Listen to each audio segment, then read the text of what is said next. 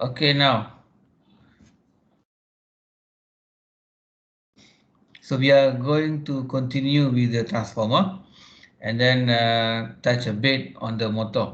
Then hopefully we can continue with the discussion on motor again on this coming Thursday.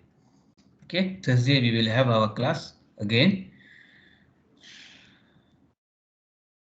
Okay, so let me share the slides.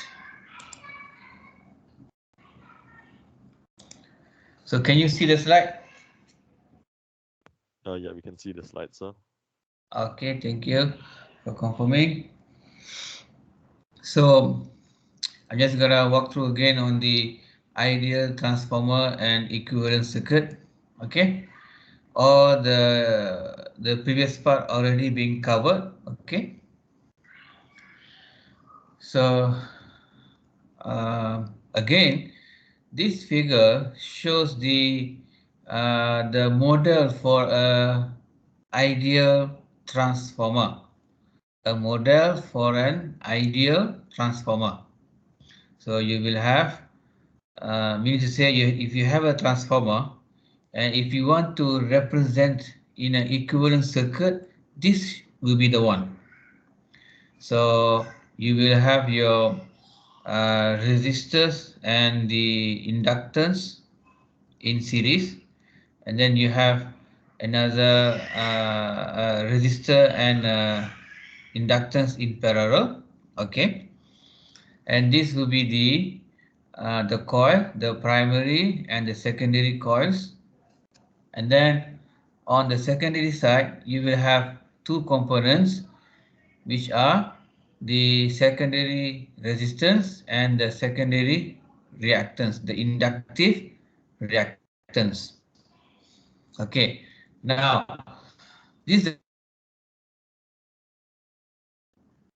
Just imagine the transformer, you have the coils, and then through these coils, let's say you have a square iron core, and then now you want to analyze this transformer. You have to come up with an equivalent circuit. That's how you can do the mathematical steps and the formulation. Okay, so we have done this. Now from here, how to analyze? So that's the question. So in this case, to analyze the circuit will be a bit tedious because you have this thing, the coils. How do we represent the coils? Okay, so to answer that, we will do the transformation. So this is the one. That transformation involve A. What is A? A is the turn ratio for primary over secondary. I think by now you have already understood well. Okay, what is this turn ratio? Turn ratio will be, it could be primary voltage over secondary voltage, or equivalent to primary windings over secondary windings. Okay, so that will be the A. So the transformation that happens, that which I have shown last week, what you have to do is, if you are transforming the secondary circuit to the secondary circuit, you see this one, this secondary circuit, you are transforming it to the primary, you are moving it to the primary. What you got to do is you multiply the impedance with A square. Multiply the impedance with A square. So that should be the case. Whereas for your current, you have to divide with A, and for the voltage, you multiply with A, because Vp over Vs is equivalent to A. So Vp will be A Vs. You understand, eh? And then the Rp, Jxp, Rc and the Jxm will remain. It will just remain. So this will be the now the modified equivalent circuit for an ideal transformer. So in this case now, you have the normal resistance, the inductance in series and parallel. Now you can do the analysis. It's much more easier. You don't have to deal with the primary and the secondary coils. Okay. The second figure B here, it will be when you transform the primary circuit to the secondary. This part, the primary you are representing or you are transforming to the secondary. That is also possible. So in this case, what you have to do is you have to divide the impedance with A square. Okay, divide the impedance with A square. While you will multiply the turn ratio A to your current and you will divide your VP with A. Okay, so this relationship we already know. So if you remember, VP over VS is equivalent to A, and while A will be equivalent to IS over IP. Secondary current over primary current will be equivalent to A. So please check your notes. So the second figure here will be the equivalent circuit when you transform the primary circuit to the secondary circuit. So now you can, it's much more easier to analyze since you don't have to deal with the coils, primary and the secondary. So that's the reason here we doing the transformation. Okay, so now what we are doing here is we are just simplifying the circuit. We are just simplifying the circuit. So you can simplify the one in series to become R equivalent and JX equivalent. X means here the inductive reactance. So what is this R equivalent? R equivalent will be Rp, the resistance in primary, plus with A square Rs. Okay, for the first one. For the first one. Okay, and then the X equivalent will be Xp plus A square Xs. So now you have four components, right? It becomes just the two. While the Rc and the JSM will remain. It will just remain. You're just adding up those components in series. The reason you can just simply add it up because these are we are considering as an open. That's why you are just adding up. Just make it into a series equivalent circuit. And then you do the similar thing for your second figure, which is the primary circuit transformed to the secondary circuit. So the R equivalent will be Rp over A square plus Rs, Rp over A square plus Rs, while for X equivalent will be Jxp over A square plus Jxs. Okay, while these components which are in parallel will remains. So this will be the simplified equivalent circuit.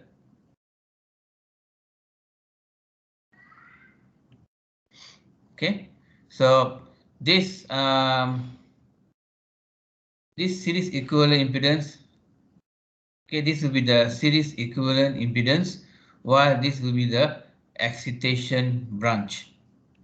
The excitation branch. So we need these values to check the performance of the transformer by doing the open circuit and short circuit test, which I will show you later. Okay, so know your how we did the simplification. So this is the simplified circuit. Okay, again just a walkthrough from this circuit which has the coils.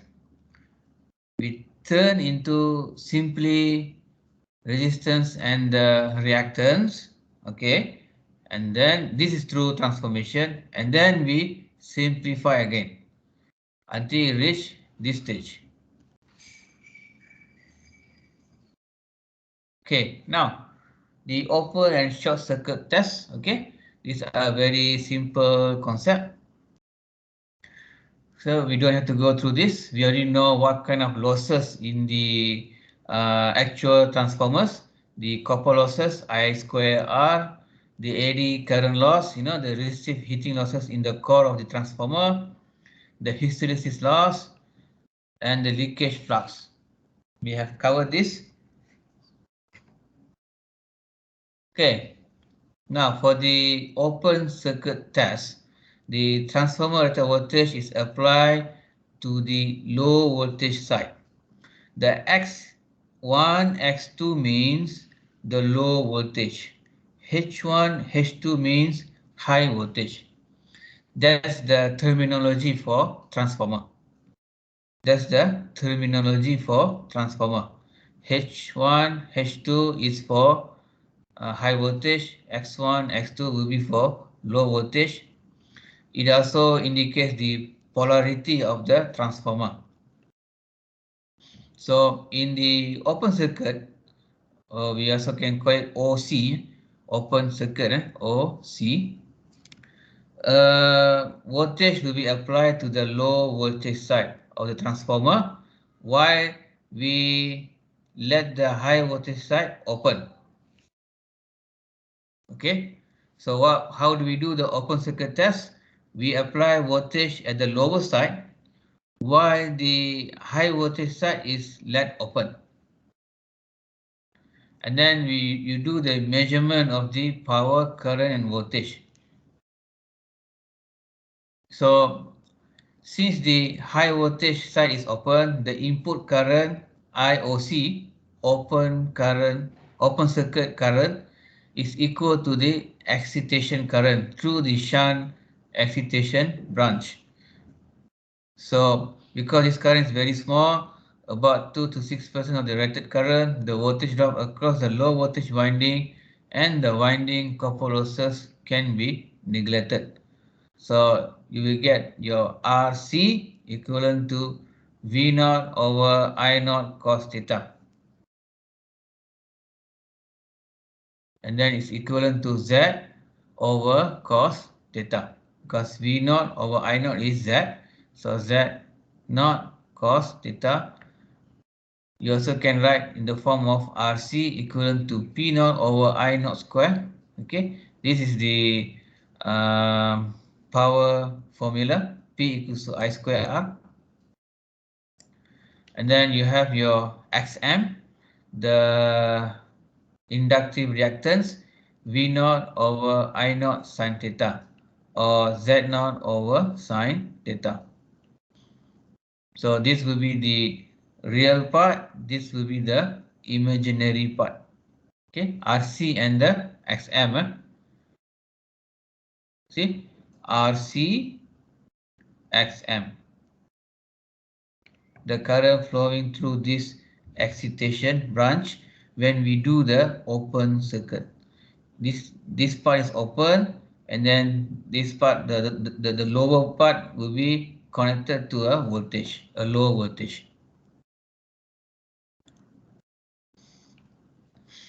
Okay, so this is the physical representation. Okay, so for your open circuit test, the core loss test parameter. So the power factor is what? Cos theta. Cos theta is P over VI. All of these are denoted as OC, mean to say that these values are coming from a open circuit test. And then you want to find the theta, which is cos inverse P over VI. These are pretty much self-explanatory. Okay, so Y, I over V. So what is Y? Admittance. you have R equals to V over I, right? R equals to V over I. That will be resistance.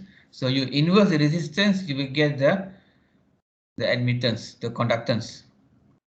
So I will be I over V, G P over V square, and then you have your B Y naught square minus GI square, and then square root. So P power for open circuit will be the power for iron losses, and then you will get your Y, the admittance, I over V negative theta, because this is inverse. So you just put the negative there. Okay, and then you have your the core resistance GI minus JBM, the magnetizing reactance.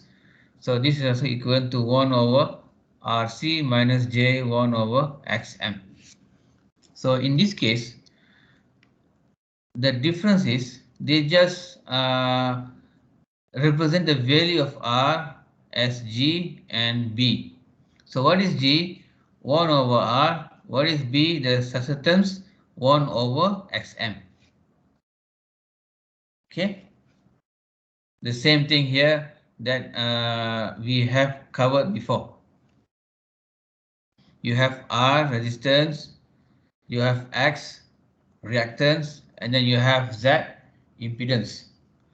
So the opposite for impedance will be the admittance, and then you have the conductance, and then you have your suscitance. All of these are the opposite, the inverse proportional to your impedance, resistance, and reactance. Okay, that's all it is. By all means, you also can represent this in the form of a familiar notation. Example, if you do not want the Y, you can put the Z.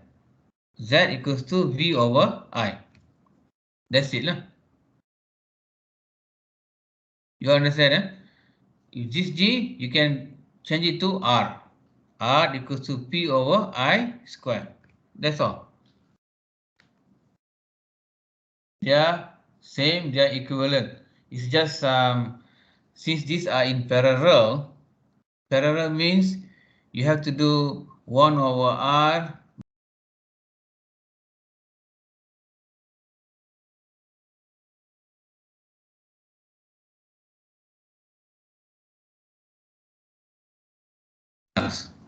So just look this carefully. This G is 1 over RC. This BM is 1 over XM. Nothing is changing. It's just the same thing. So if you're doing the open circuit test, just remember this step. You just have to find the theta. And then you have to find the impedance or admittance. And then you can get your the core resistance and the reactance.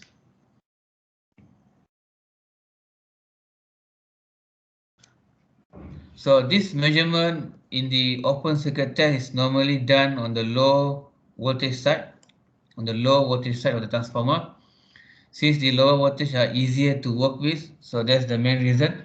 We do not want to we want safety, we want the safety issues to be addressed lah, when we are doing this test. Okay, so this is what I have mentioned just now. Conductors 1 over RC, suscitance 1 over XM. So if you put up in terms of admittance, it will be G plus JB. G plus JB.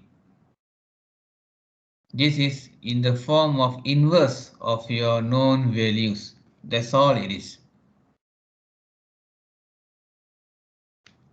Okay. The method for the admittance will be I over V. OC stands for open circuit. Okay. Observe, this is the inverse of resistance because R is V over I.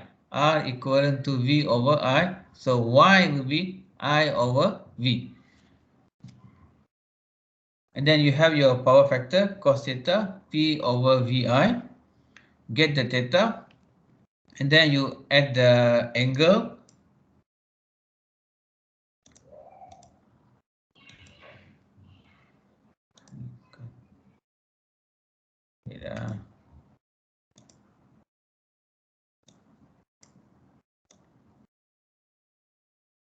Okay. Take the angle, you just put the negative because it is inverse. It is inverse. Inverse value. Y is 1 over Z. So the angle, when you bring it up, you have to put the negative there. So you just put the negative for the theta. This theta here. So this is negative theta. Theta is cos inverse P over VI. Okay. So far, any question on the open circuit test?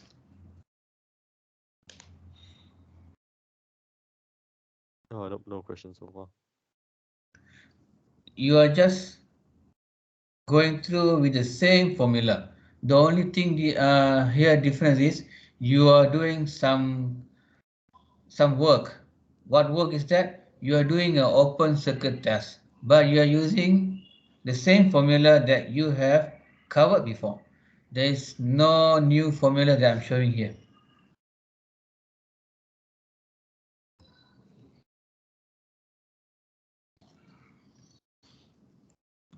So other students, do you have any question?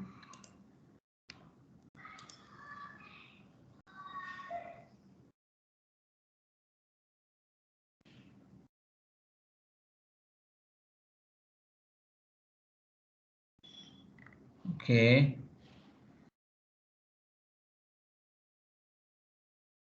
Okay, so discussion is already ongoing here. Okay, that's good. Whatever that your friend saying is correct lah. Okay.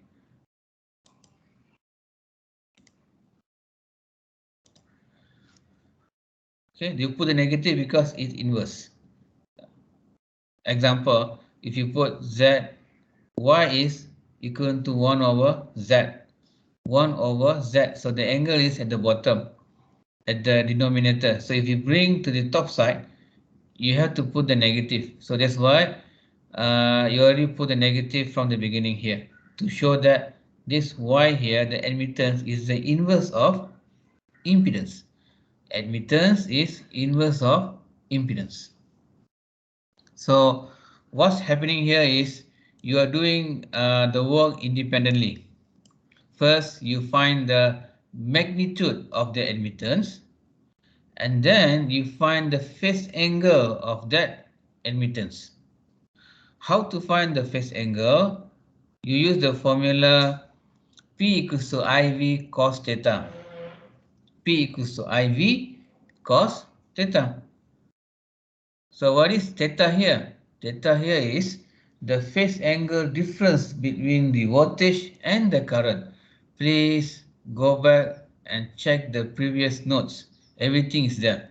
So the theta will be cos inverse P over VI.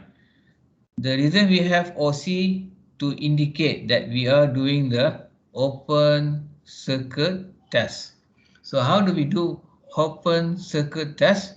We let the high voltage side open, and then you connect to the low voltage side with some voltage. Okay, and then you are trying to find the value of the excitation branch, the YM, the XM, and this one, forgot already, RC and the JXM, the excitation branch. Because this already open, right? This already open, so you can already measure it.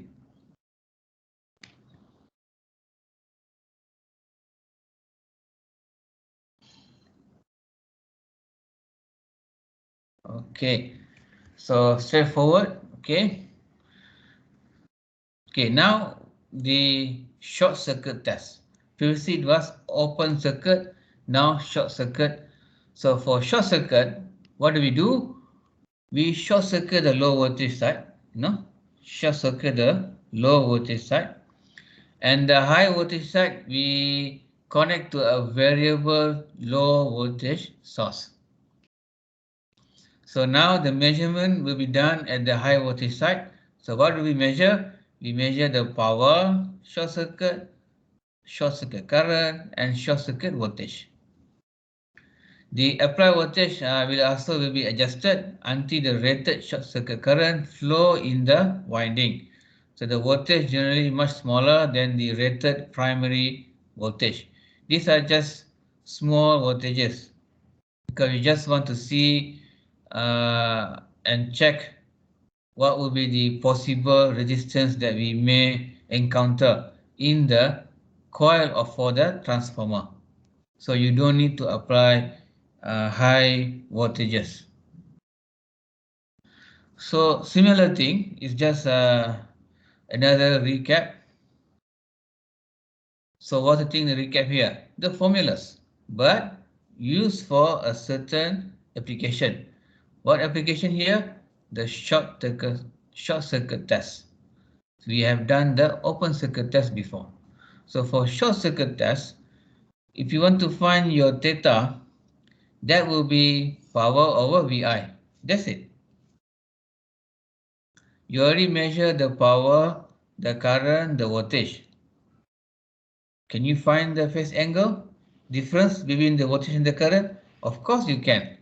Use all the three values, you divide them, and then you inverse that value, you will get your theta. Okay. And then can you find the impedance for the short circuit? Of course you can. You already have measured the V and the I. So V over I, you will get your Z impedance. You see here? Z is V over I. Okay. Y is I over V. So it is the inverse. Y admittance, Z impedance. Okay. So, and then you can get your R equivalent P over I square. P over I square will be your R equivalent. So to find your reactance, the reactance Z square minus R equivalent square over square root. Okay, because the impedance is Z equivalent to R plus JX. Z equals to R plus JX. So you have real value and you have imaginary value. So you cannot just simply add it up. You need to use the Pythagoras theorem to find the X equivalent. And then lastly, once you find your R and the X, now your Z will be R equivalent plus JX equivalent. Now the question will be, do I have still to do this R equivalent and X equivalent? Can I just combine the Z and the theta? Yes, you can. And then you expand it, you will still get the same value. You should be getting the same value. Okay, so this is the one. Your series impedance, V over I, same. Power factor. And then you find your theta. Okay. P over VI, same thing. Okay.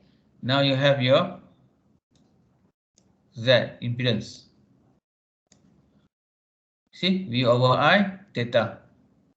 When you expand this, you will get your R equivalent plus JX equivalent. So what is this R equivalent? You will get your RP plus A square RS. X equivalent will be XP plus A square XS. So now you can find your series impedance. So you do your open circuit to find the excitation branch values, and then you do your short circuit test to get your series impedance. Observe, so where do we see this? Rp plus A square Rs plus JXP plus A square XS over here. Way back over here. This one, guys. Okay. To get this value, what we did? Open circuit. To get this value, we did short circuit. Okay, now you have the both values.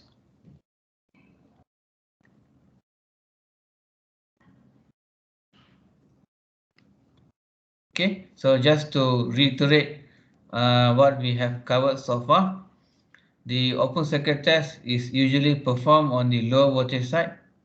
Okay, the RC and the XM usually found refer to the low voltage side of the transformer, and the short circuit test is usually performed on the high voltage side, so that you can find the series impedance R equivalent and the reactance equivalent.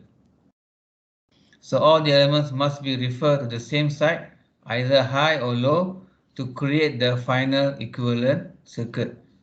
So this means you're either referring to this figure A or figure B. So in the example that I have shown to you, all of it referring to the figure A. Okay, you cannot do open circuit for this one and then you transform back and then you try to find this. That will be wrong, because R equivalent here is Rp over A square plus Rs. Okay, so you have to refer to the either one of them, fix one of it, and then do all the necessary steps.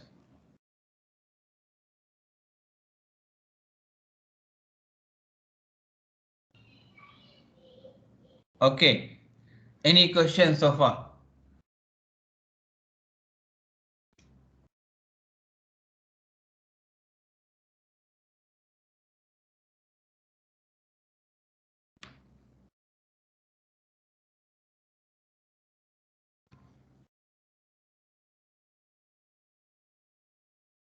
All okay?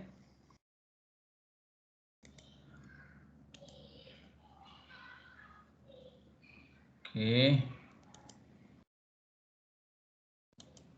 One. Okay, so let's move on to voltage regulation, losses, efficiency of a transformer. I think these also have been covered. Okay.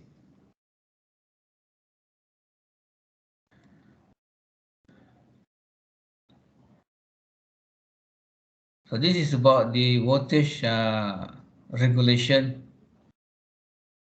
and this because that a real transformer there has a series impedance within it.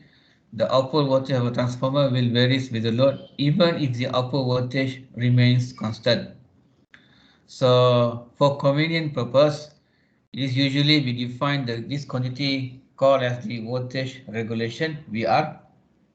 So a full load voltage regulation is a quantity that compares the output voltage of the transformer at no load with the output voltage at the full load. Okay, this is just a comparison. The output voltage, the secondary at the secondary with no load minus with the full load over full load times 100%. Okay, and we know that at no load the Vs will be equivalent to Vp over A. So you can also express the formula as Vp over A minus the voltage at full load over voltage at full load. Okay, and this Vp over A will be Vs plus the R equivalent Is plus J equivalent Is. This is the equivalent circuit that we have developed earlier.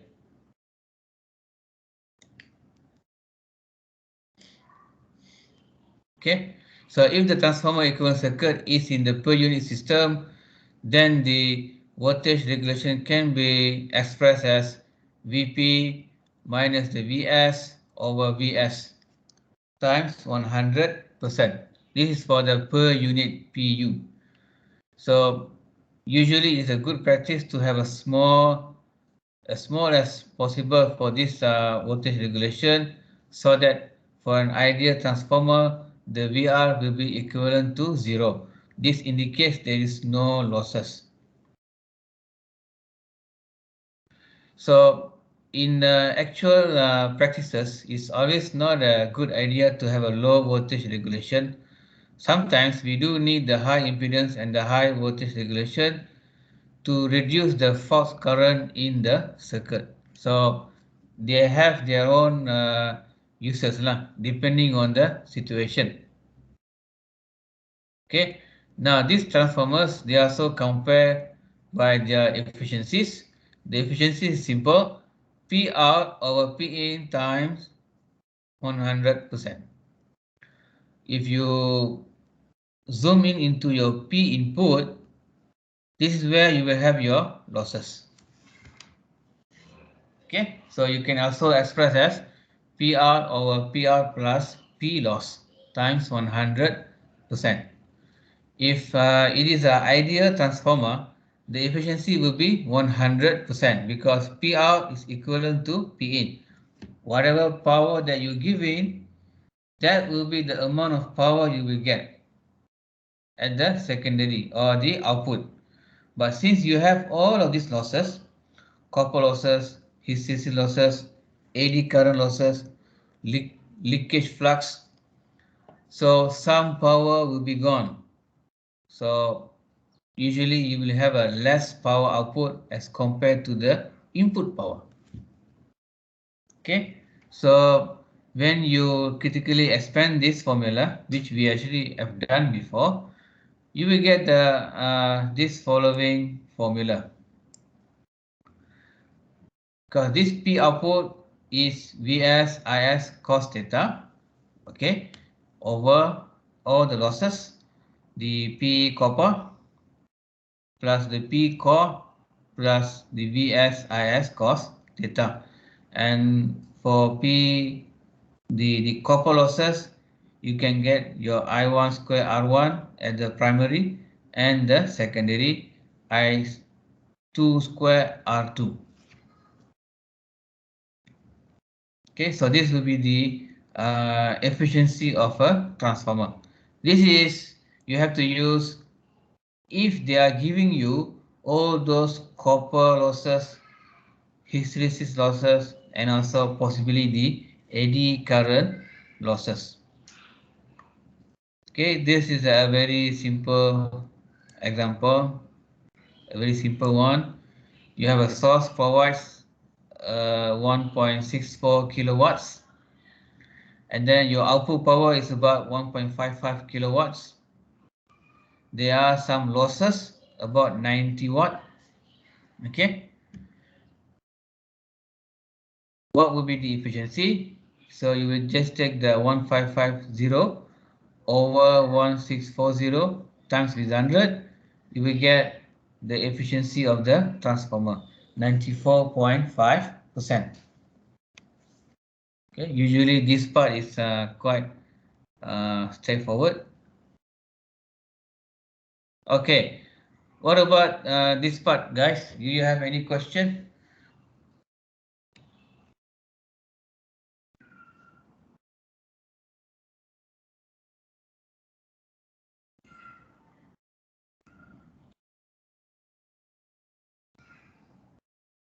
Okay, all okay, yeah? So the last will be the auto transformer. Okay.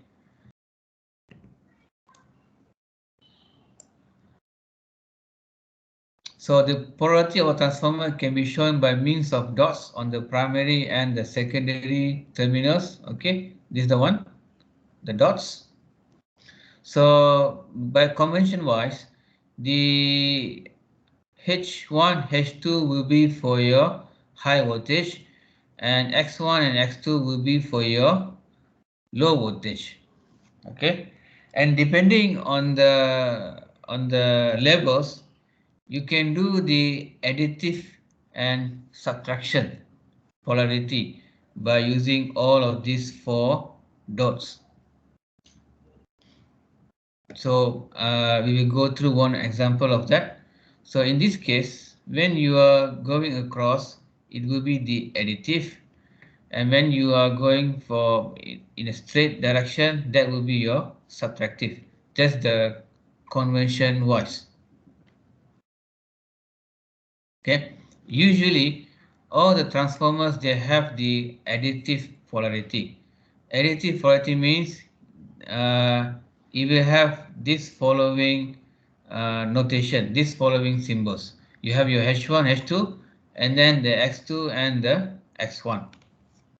So why do we have, I mean, why do we even do the additive and the subtraction? This is to play around with the voltage, the at the high side and the low side. You can do some manipulation by doing simple wiring. So what are those? Example,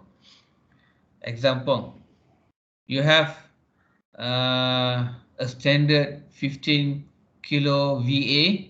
So VA is what? Apparent power, voltage ampere. So that's the rated, the maximum power voltage that you can produce. It has 600 watt at the high side, primary side, and it has 120 watt at the low side, the low voltage. Okay, so now this transformer can be reconnected as an auto transformer. Auto transformer. So in this case, what they have done is they are getting a ratio of 600 to 480. So how do they do that? So just observe carefully.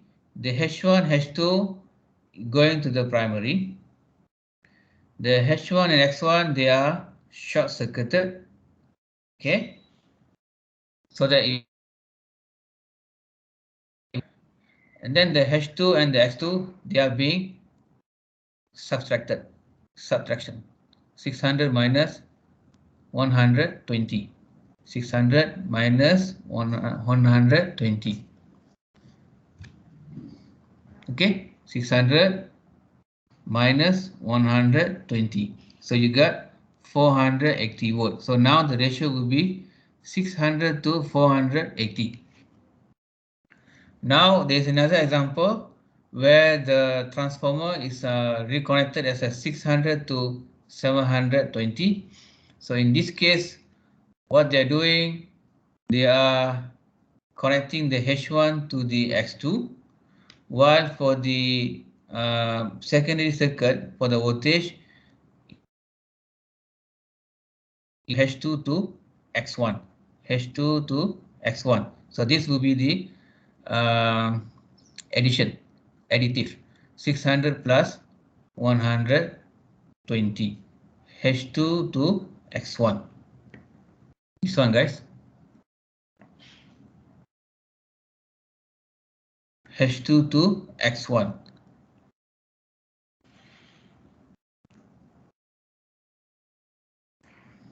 Okay, any question now? This with the positive and negative. Okay, any question on this? But I won't cover this lah for your test or final exam, your EA, because the variation is too many. There are so many variation on this type of transformers.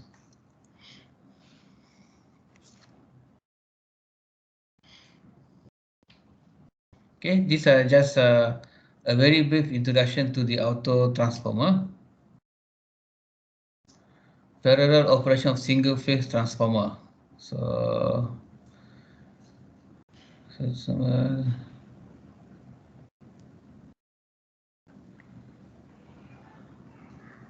okay, parallel operation of a single phase transformer. So the objective will be to increase the power capability of transformer and for maintenance. So this is just for your general knowledge. Okay, it won't be covered for your what do we call test 2 and EA. So what are the conditions that must be satisfied? The primary windings of the transformer should be suitable for the supply system voltage and frequency. The transformer should be properly connected with regard to the polarity, and then the voltage rating of both primaries and secondaries should be identical. In other words, the transformer should have the same transformation ratio, and then the percentage impedance should also be equal. So this one example where you have two transformers. It has the same connection H2 and H1, H1 and H2 for your what do we call as your primary, and then you have your X1, X2 for both transformers as your secondary. Okay, so the current carried by each transformer, the IA will be IZAB over ZA, or it can be ZB over ZA plus ZB. So these are the impedances, individual impedances for your transformer A and transformer B. While the apparent power, VA apparent power, will be SA equivalent to SZB over ZA plus ZB, or if you want to find your SB, ZA over ZA plus ZB. So there are some what do I call the mathematical formulation lah.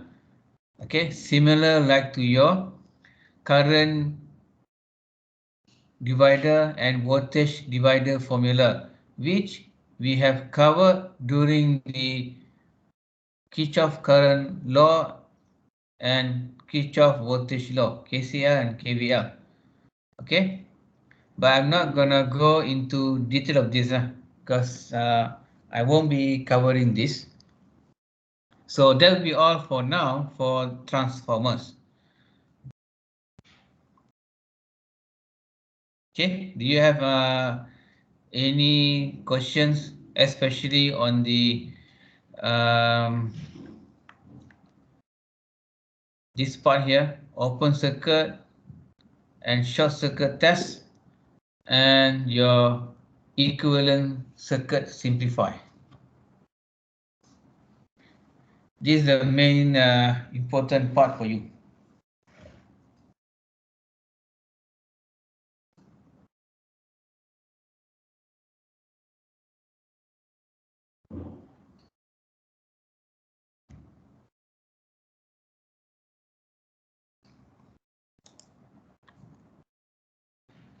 Okay, yes, these are quite pretty much straightforward because you already have gone through many times.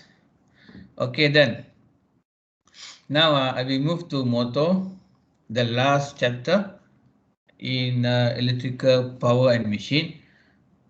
But before that, I just want to check with you. How was your quiz? Quiz 2. How was it, guys?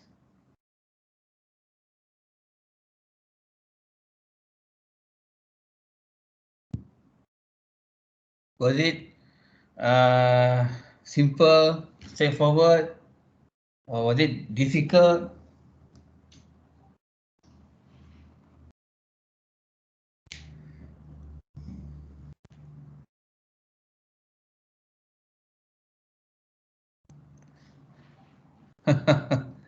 You are being modest. Okay.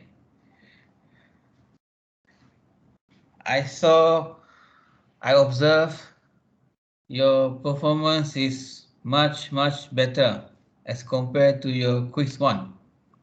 In fact, many of you got full marks. Okay, and that's very good. Okay, so you are improving. That's what I want to see. Quiz 1 is a short. Yes, you see, when we start the class early, Sometimes the students, take it easy. The concentration is not there. So I give you a shock, to jolt you. Come on, pay attention now. Okay? So when that happens, you come to the fall. Okay? You immerse yourself. That's what I want to see. Okay? Uh,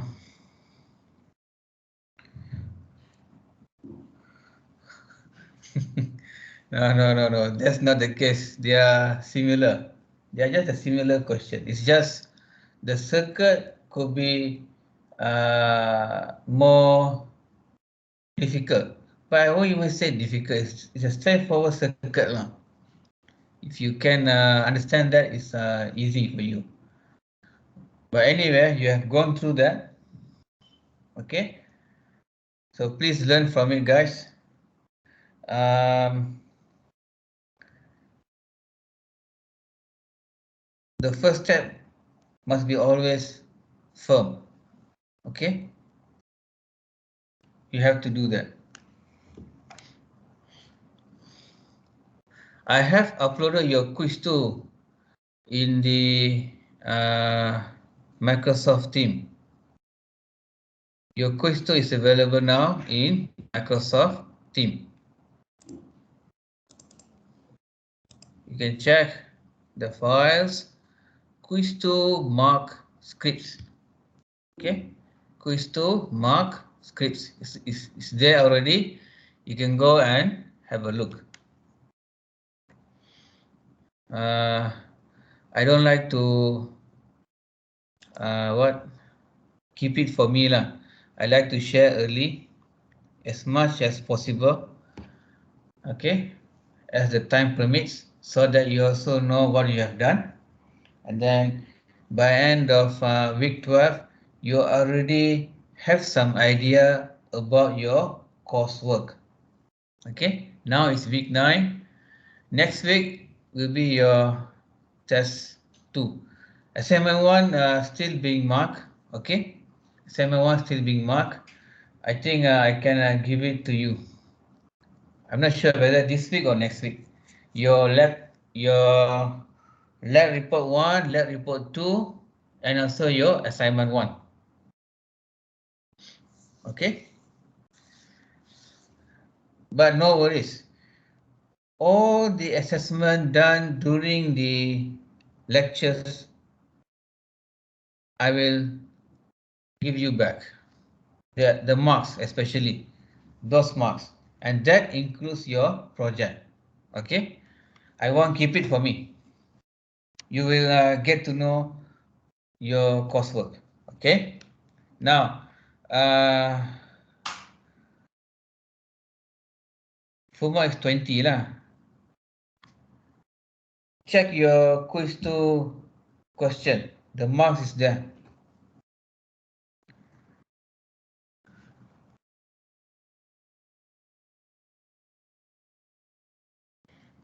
Okay. Your quiz 1, quiz 2, test 1, test 2, assignment 1, lab report 1, lab report 2, project. Wow, got 8 assessment. All of this will be given to you. Okay, you will get to know all the marks.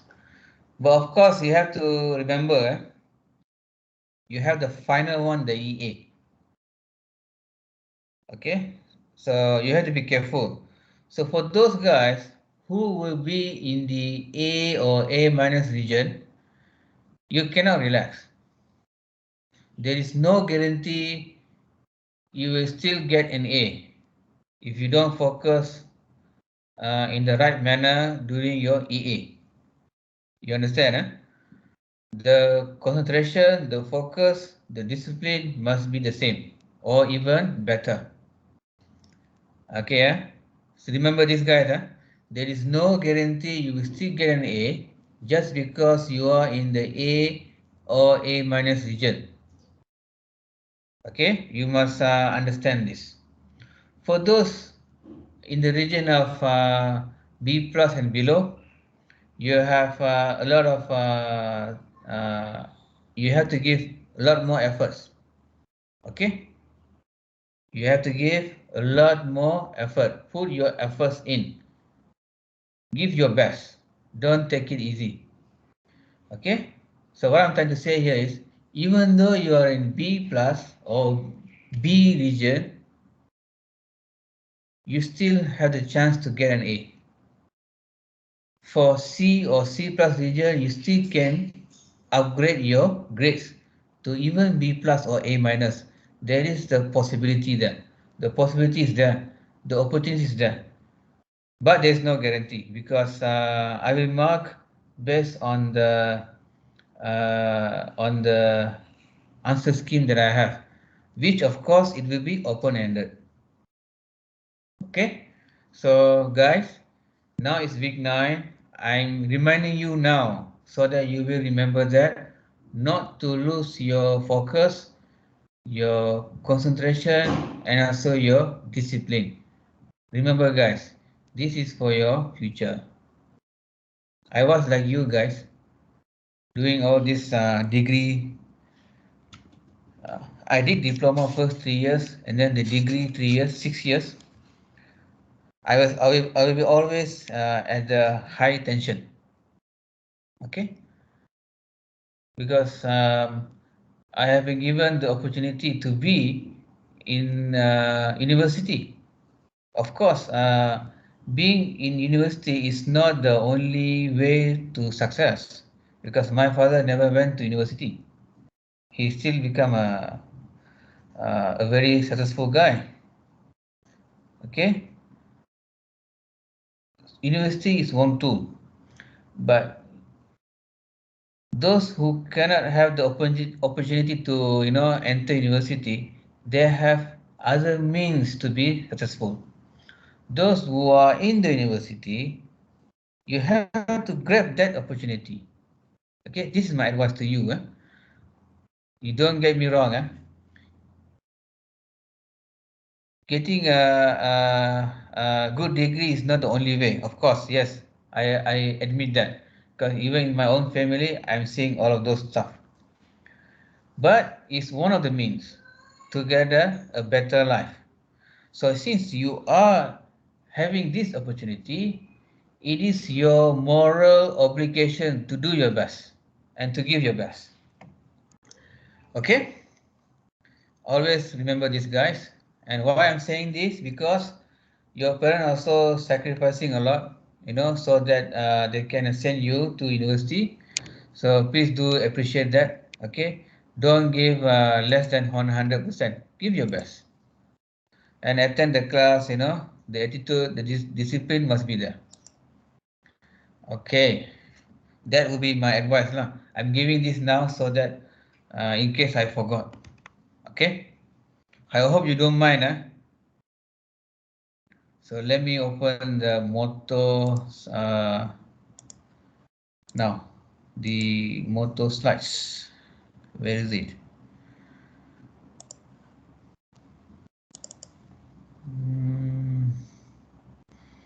Phase induction motto. Okay.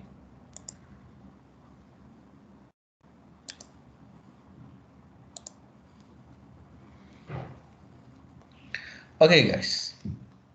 The last chapter in your EPM, that will be on the induction motor. We will cover just a bit. Okay, we will cover the rest hopefully, inshallah, this Thursday. Okay, so induction motor, especially the three-phase induction motors, they are the most common and frequently encountered machines in industry. Okay, so when I start this topic, I want your full attention, guys, because motor will be covered for your test 2 and EA. I have one EA question, 50 marks, just on motor. So guys, you better pay attention.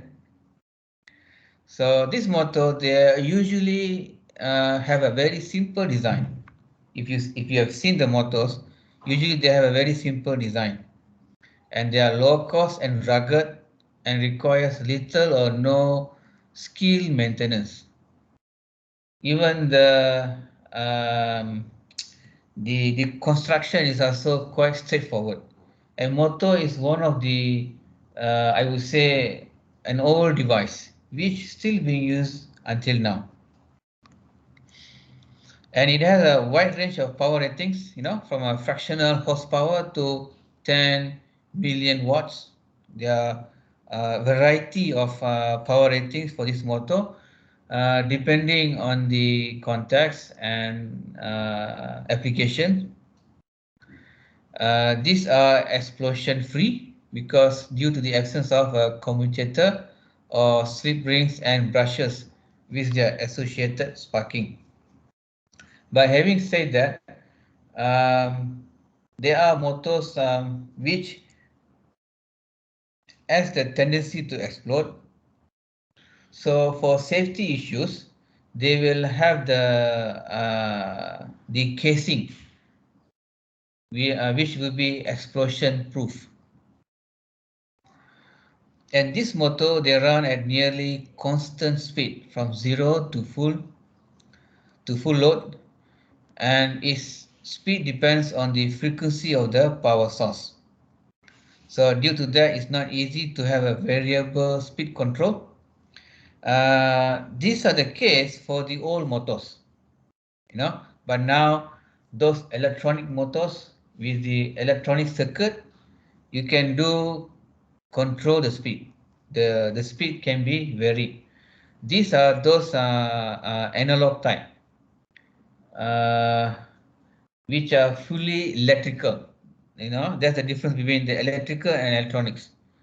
When it's fully electrical, it's very hard to control the outputs. Okay, because the input is sometimes is very much fixed. But when you bring in the electronic control unit (ECU) for the motors, you can do the very efficient control of the motor speed. And by the way, when I say ECU, we have a lot of ECU for the cars. I think those are, car buffs or car guys. I think you know what is this ECU, electronic control unit. Okay, construction. Okay, it has the two main parts, the most important parts. The rest are just the casings, the fans for coolant, and so on and so forth. The first one is the stator. So what is the stator? It consists of a steel frame that supports a hollow cylindrical core of a stacked lamination. So slots on the internal circumference of the stator house the stator winding. So this is where you will have the magnetic poles and the gauge where you will put the rotor in. Rotor will be composed of a punch laminations with rotor slots for the rotor windings. Okay, and then the rest will be the casings lah. So what is the stator? Stator is made of laminated iron. It has a three-phase windings, 120 degrees spatially apart. It can be star or delta. We have covered this before. And the stator winding is carried in slots around the circumference of the cylindrical bore. Okay, this is the one. It's covered the whole O-ring there, and there will be a separate winding for each face. All the face they are winded together, but they are not connected to each other. Okay, this is to save the space. So they will be winding on top of each other, but they are separate. And then the way that you bias it, so that will define whether it's a star three phase or delta three phase. So where does this go? This will be the voltage source, the VAN, VBN, and VCN. Go back and check your three-phase circuit. Okay, so There are two types of induction motor. One is the squirrel cage, or in Malay we call it as a sangka tupai, because it resembles the squirrel cage rotor. And then another one will be a wound rotor induction motor. The all the windings, it is wound together on the rotor itself. Okay. However, between the squirrel cage and the wound rotor, the squirrel cage is the most commonly found in many induction motors.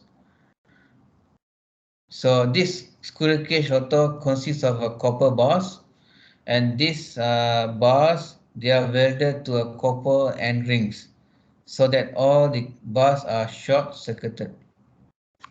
Okay, they won't provide additional resistance when the rotor is start to rotate.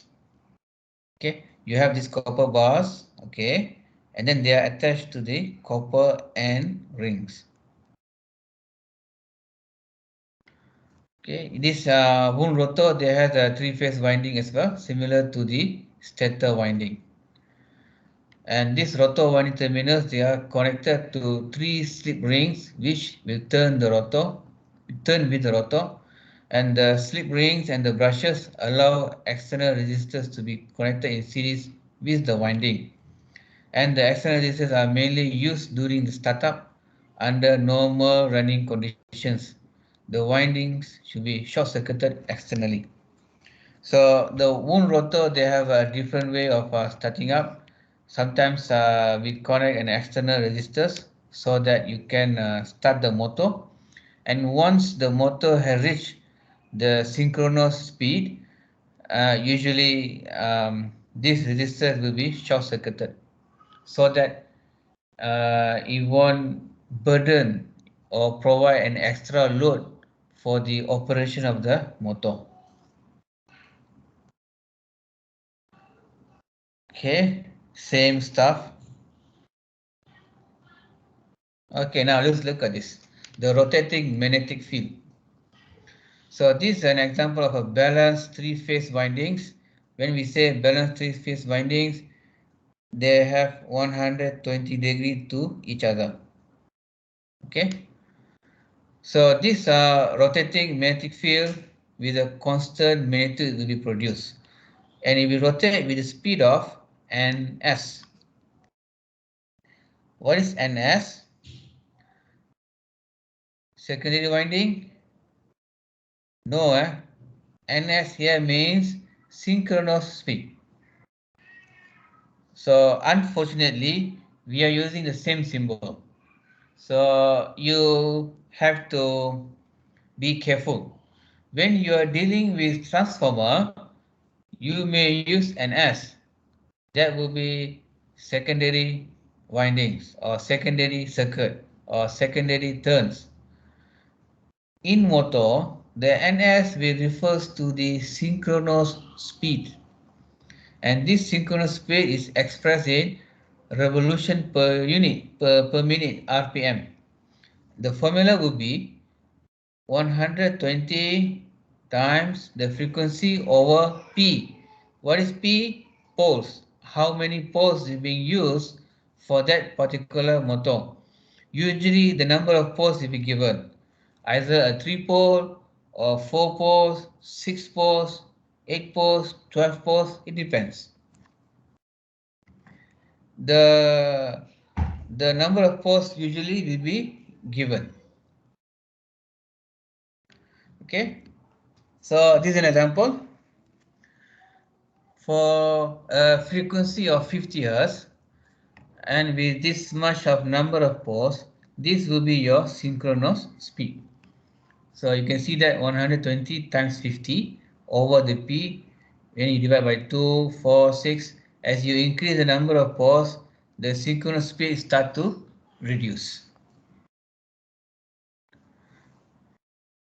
Okay, so this is an example of the rotations of your magnetic field lines, the rotating magnetic field lines. in the rotor itself. So this is just a rotation from 0 degree to 90, and then these are similar to what you have covered before lah. Okay, the principle of operation. The rotating magnetic field cuts the rotor windings and produce an induced voltage in the rotor windings. Due to the fact that the rotor windings are short-circuited for both squirrel cage and the wound rotor, an induced current flows in the rotor windings. So in this case, the main important part is the changing magnetic field. The changing magnetic field will induce an EMF, or induce voltage, and the induced voltage will also produce the induced current. So this induced voltage and induced current, these are produced in the rotor, and this rotor will produce another magnetic field, because now you already have the current. It will also start to produce the magnetic field. When you have a current flowing through, you will produce magnetic field. So as a result of this, a torque will be produced when the two magnetic field interacts. So the induced torque will be KBR multiplied with BS. The BR will be the magnetic field for your rotor, and the stator, BS. Stator is the one that is not moving, static. Rotor is the part that is rotating. K will be the constant. Okay, induction motor speed. So can the IM here means the induction motor run at the synchronous speed? Okay, if the rotor runs at the synchronous speed, which is the same speed of a rotating magnetic field, then the rotor will appear stationary to the rotating magnetic field line, and the rotating magnetic field will not cut the rotor. So no induced current will flow in the rotor, and no rotor magnetic flux will be produced. So this will not generate any torque. So when the torque is not being generated, the rotor speed will fall below the synchronous speed. So what's happening here is your induction motor, usually it won't run at the similar speed of your synchronous speed. If it happens, the induction motor speed is similar to your synchronous speed, what happens? You won't have any more effect of changing magnetic field in the rotor. Okay, because they are the same speed, the magnetic field will appear like they are in sequence, they are in sync. So it won't have the cutting effects. So when you don't have the cutting effect means the changing magnetic field, you won't have the voltage. When you don't have the voltage, you don't have the current. When you don't have both, the torque won't be generated. The torque is the one that let the rotor to rotate. So when this happens, the torque momentarily drops. This will lead to the drop of the speed of the rotor itself. So in real cases, your induction motor will always run at the speed lower than your synchronous speed, so that the effect of changing magnetic field line will be there, will be present in the stator and the rotor. So that's the operation of your induction motor and its associated speed. So remember guys, the speed of induction motor won't be the same with your synchronous speed. What is synchronous speed? The ideal speed, which is 120 multiplied with frequency over number of poles. So it will be less than that value, so that it will preserve the effect of changing magnetic field. Okay, yeah, that's very important. So the difference between the motor speed and the synchronous speed will be known as the slip speed, and slip equals to ns minus nr. Of course, ns will be always higher because ns will be the synchronous speed and the nr will be the mechanical shaft speed of the motor. Okay, and then from here you can calculate the slip as synchronous speed minus the rotor speed over synchronous speed, or S equals to ns minus nr over ns. Ns minus nr is n slip. Okay, ns minus nr is n slip. Or you can also say n slip is equals to S multiply ns. N slip is S multiply with ns. So from this equation, we can note these two observations.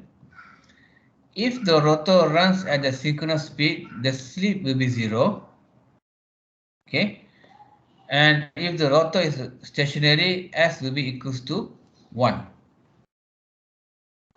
So the slip may be expressed as a percentage by multiplying the above value with 100. Okay. So this slip is a ratio and it does not have units. So guys, by now I have shown you 3 formulas. Please write it down so that you can still do the mind mapping. This one, ns 120 multiplied with frequency over poles. Okay, the synchronous speed. This is the torque, kbr multiplied with bs. And then you have your slip, the slip speed, and slip equals to ns minus nr. Okay, and then you have your n slip also equivalent to s times ns. What is s?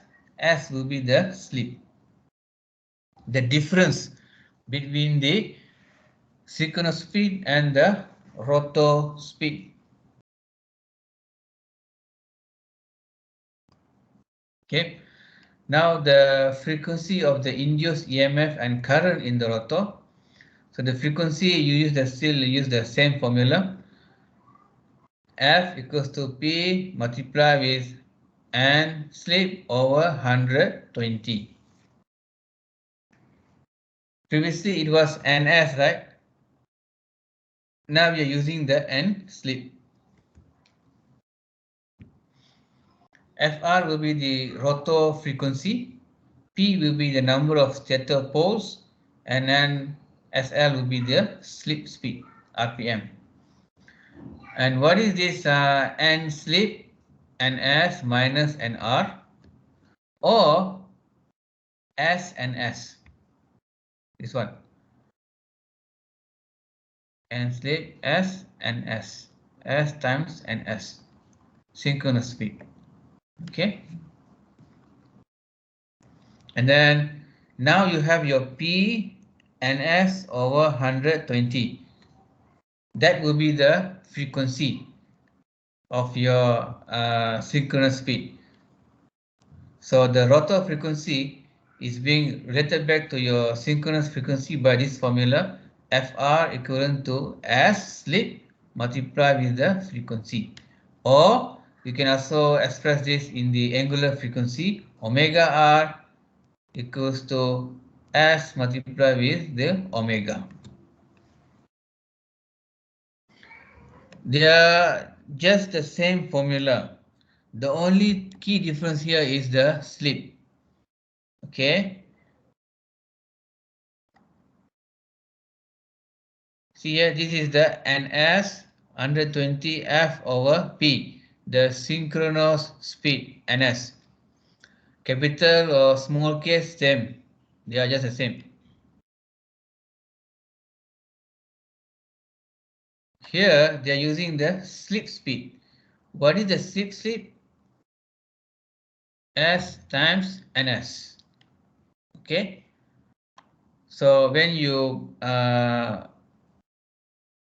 factory in those formula, you will get the P ns over 120. What is this P ns over 120? That will be the frequency of the synchronous speed. Okay, so from here we can get to correlate the rotor frequency with the synchronous speed frequency. Fr equals to sleep multiplied with f.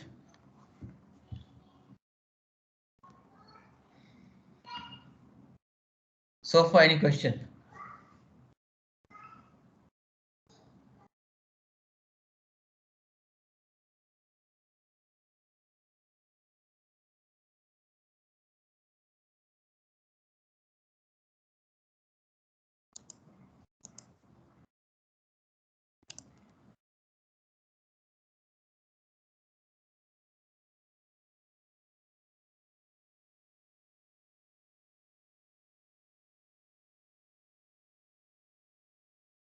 Okay. Wound, roto, roto, luka. Okay. Wound, wound here is not luka lah. Wound here is you the act of wrapping, wounding, wrapping. So it should be roto balut. Roto balut. Gulung can lah gulung or balut. It should be balut lah. Wound here is balut. Because you are wounding it, balut. You are balut. Tengah balut dia punya roto. Okay. No, these are very simple formula. Compare this with your physics 2. There's a lot more formulas there. Yours just the same formula but used repeatedly. Okay, so I think I will stop here at the sleep speed, sleep but not sleep, sleep. Glinchir, sleep, SLIP, at the sleep speed, whereby we have covered the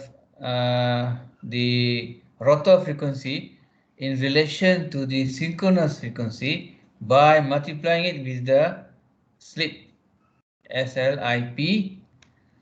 Okay, and then you also have the synchronous speed, and you can get it by using the formula 120 multiplied with the frequency over number of poles.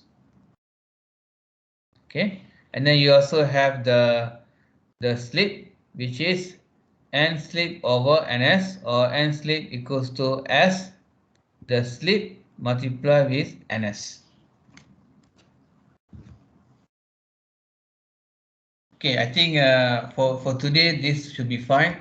The rest of it I will cover on this coming Thursday. So this Thursday we will have our class again. So this week Thursday we have class. Please come by and I will cover those parts that will be coming up in your test 2 inshallah next week. Your question is ready. Now I just have to send it to get the approval from the cluster leader and department chair. Once I get it, I will upload in ulearn. They have informed me ulearn is now working again. So we will do your test 2 in the ulearn. Okay, please take note. So any other question, guys?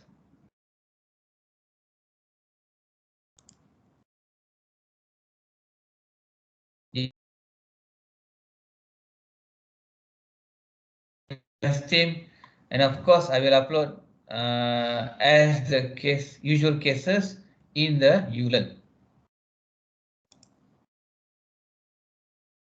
Your test 2 should be next week on Thursday, the normal time, 8 to 10.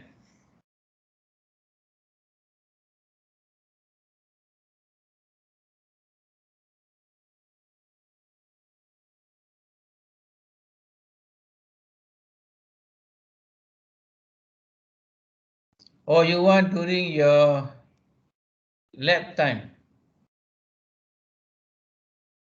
Either Thursday morning or Thursday evening.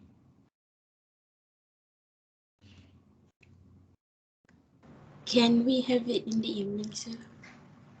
Okay? In Again? the evening.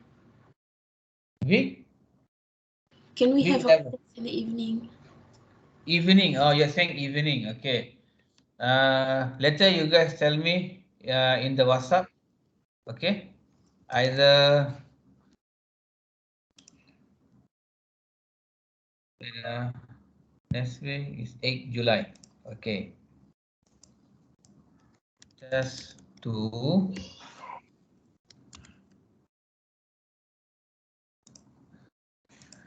Test 2.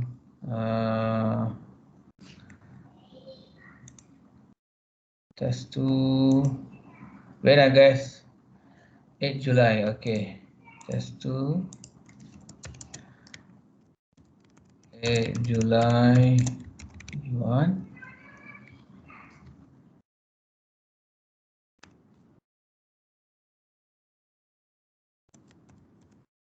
Transformer and motor.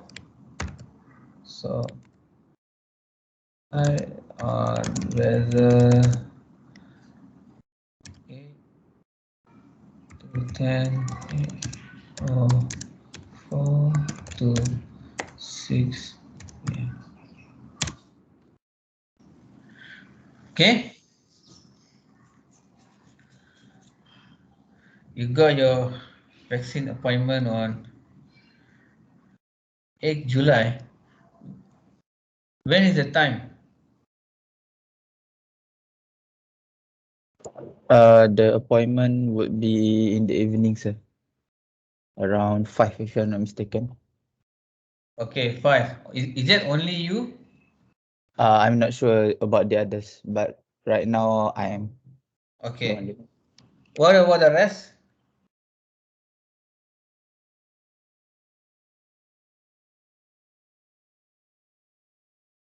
Is there anyone else getting your vaccine?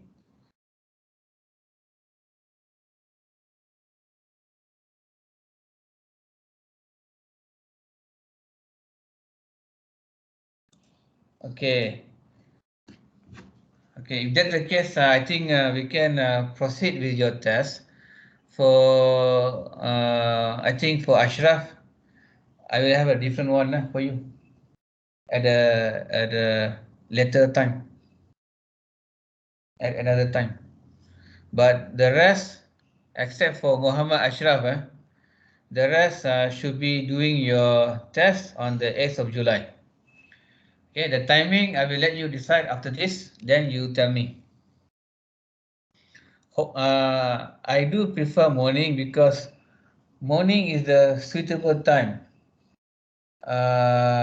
We are meant to be at our optimum operation during the morning. As it goes to the evening and night, it's supposed to reduce lah, our operation. But I don't know about you guys. You may have a different schematic circuit. Okay, guys. Any other question?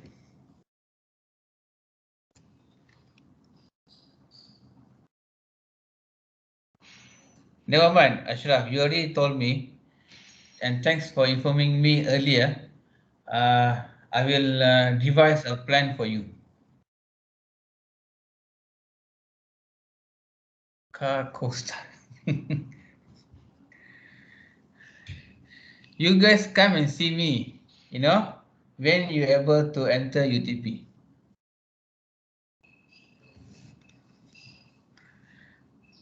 Okay then.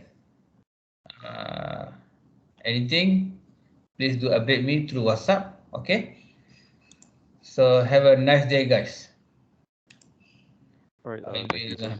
stop the recording now.